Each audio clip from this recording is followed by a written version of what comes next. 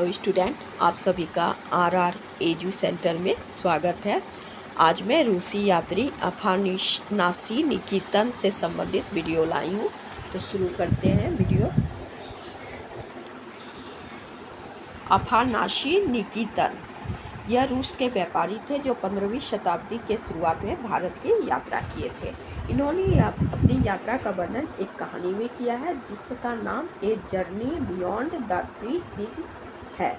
निकेतन रूस के स्क्वायर में एक व्यापारी थे। भारत में आने से पहले इन्होंने ओटोमन साम्राज्य, वालेशिया, क्रीमिया और जॉर्जिया इत्यादि देशों में व्यापार कर चुके थे।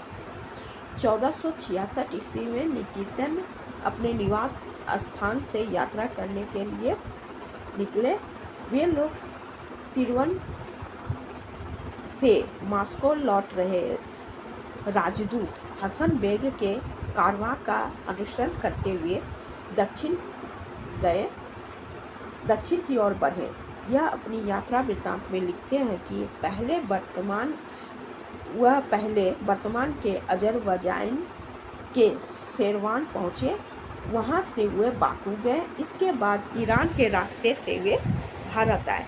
निकितन ने अपनी यात्रा वृत्तांत में लिखे हैं कि वह भारत आने की उन्हें कोई पूर्व योजना नहीं बनाई थी, बल्कि संयोगवश वे भारत आए क्योंकि शेरवान ने उनके और उनके व्यापारी मित्रों को मुस्लिम तातरों द्वारा सामान लूट लिया गया था और शेरवान के शासक द्वारा कोई मदद उनकी नहीं की गई थी।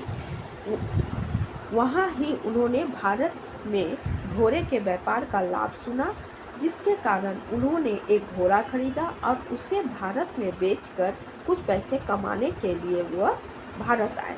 निकितन भारत में लोगों द्वारा पहने जाने वाले वस्त्रों का विस्तृत विवरण किया है।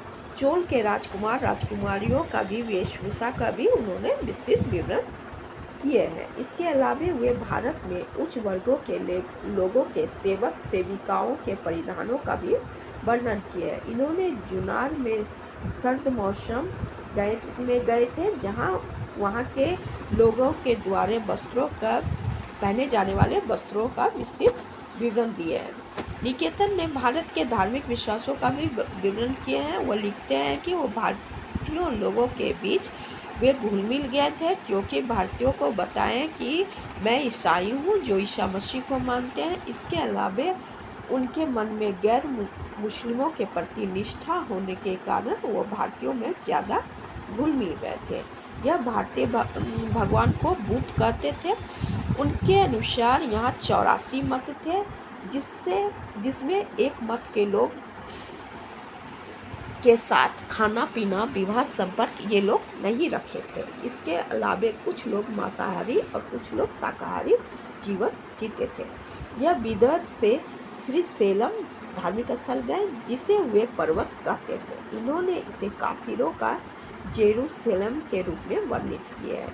यहाँ के अलंकृत मंदिर का अत्यधिक प्रशंसा करते हुए उन्होंने लिखा है कि यहाँ अत्यधिक नक्काशीदार मंदिर है, जिसमें मूर्ति का शिल्प उत्कृष्ट नमूना किया गया है।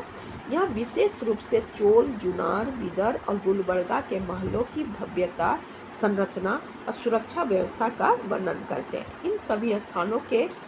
इसके अलावा इन सभी स्थानों का उत्पादनों का भी ये वर्णन किए हैं। इसके अलावा वह मार्ग में लौटने वाले कालिकट स्थल जिसे वे बंदरगाह के रूप में वर्णन किए हैं। यहाँ उन्होंने लुटेरे और डाकुओं के खतरे का भी उल्लेख किए हैं। निकितिन ने कालिकट में लौंग, जायफल, अदरक, काली मिर्च इत्यादि के फसल के उत्पादनों का भी वर्णन करते हैं। चोल साम्राज्य आने से पहले वह खम्बात गए थे, जहाँ इन्होंने लाख और नील के उत्पादन को देखे थे। जब मुस्लिम भारत का वह वर्णन करते हैं तो उनका तात्पर्य बहमनी साम्राज्य से है। वह कहते हैं कि यहाँ खुरासान के लोग सभी महत्वपूर्ण पदों पर आसीन थे। इसके अलावा वे इन सभी में सबसे महत्वपूर्ण शासक महमूद गवाह को बताते हैं, जिसका वर्णन करते हुए कहते हैं कि उनके पास 2 लाख सिपाही थे। साथ ही वे निजाम उल मुल्क भरत खान की शक्तियों का भी उल्लेख करते हैं। निकितिन ने विदर्भ के शासक के भव्य शोभा यात्रा का भी वर्णन करते हैं।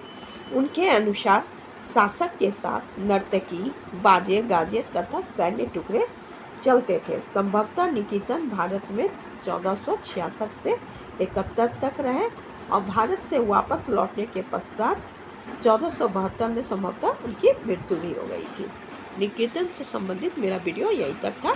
Thank you.